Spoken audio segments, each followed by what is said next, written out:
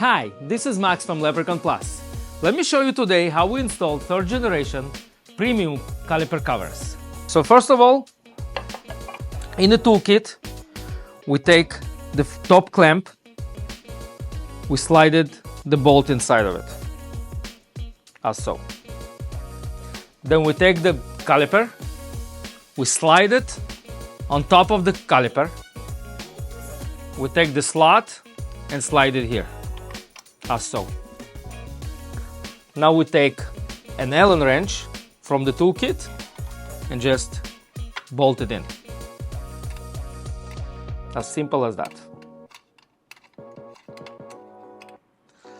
Now we do the same with the other side, the bottom. We slide the bolt in, we slide the cover, and we screw it on.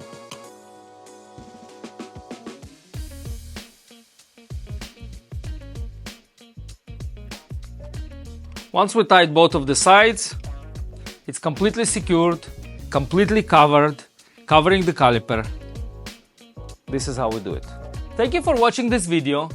If you have any questions, please contact us. We're happy to help you out.